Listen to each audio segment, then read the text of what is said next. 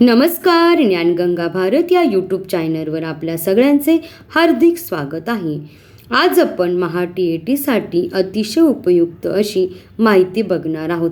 भारतीय सर्वेक्षण संस्थेने नकाशे तयार करताना कोणती चिन्हे व कोणत्या खुणांचा वापर केला यावर TET पेपर 1 व 2 वर प्रश्न हा विचारला जातो. तर तुम्ही व्हिडिओ शेवटपर्यंत बघा. चला तर आपण नकाशातील चिन्हे व खुणांचा अभ्यास करूया. पहिले चिन्ह आहे PO. याचा अर्थ आहे टपाल कार्यासाठी या खुणांचा चिन्हाचा वापर केला जातो. दुसरा आहे बंदर. बंदरसाठी या चिन्हाचा वापर केला जातो. दीपगृह. दीपगृहासाठी या चिन्हाचा वापर केला जातो. किल्ला. किल्ल्यासाठी नकाशात अशा प्रकारचे चिन्ह वापरले जाते. त्यानंतर स्मशानभूमी. स्मशानभूमीसाठी या प्रकारचे चिन्हांचा वापर केला जातो.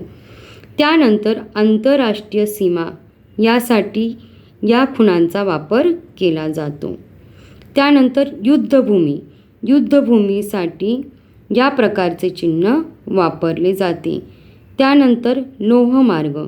लोहमार्गासाठी या चिन्हांचा उपयोग केला जातो. विहीर. विहीरसाठी अशा प्रकारचं सिम्बॉल यूज केले जाते. त्यानंतर झरा. झरासाठी ब्ल्यू कलरमध्ये प्लसचं चिन्ह वापरलं जातं. स्थानिक उंचीसाठी ह्या प्रकारचे चिन्हांचा वापर केला जातो. वस्ती. वस्तीसाठी 2 चौकोन लाल कलरमध्ये नकाशात वापरले जातात. त्यानंतर गवत. गवतसाठी या चिन्हांचा उपयोग केला जातो. समोच्च रेषा. अशा प्रकारचे चिन्ह नकाशात वापरले जातात. तलाव. तलावासाठी अशा प्रकारचे चिन्ह वापरतात. रस्ता. रस्त्यासाठी या प्रकारचे चिन्ह वापरतात. खान. खानसाठी या प्रकारचे चिन्ह वापरले जातात. आणि त्यानंतर RF म्हणजे राखीव वनांसाठी ह्या प्रकारचे चिन्ह वापरले जातात.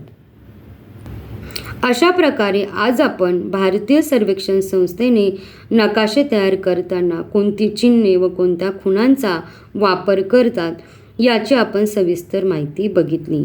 आपल्याला हा व्हिडिओ कसा वाटला कमेंट बॉक्समध्ये जरूर कळवा. व्हिडिओला जास्तीत जास्त शेअर करा, लाईक करा आणि तुम्ही आमच्या ज्ञानगंगा भारत या यूट्यूब चॅनलवर नवीन असाल तर चॅनलला जरूर सबस्क्राईब करा आणि बेल आयकॉनला प्रेस करा, जेणेकरून तुमच्यापर्यंत अशाच प्रकारच्या नवीन व्हिडिओची माहिती पोहोचू शकेल. धन्यवाद.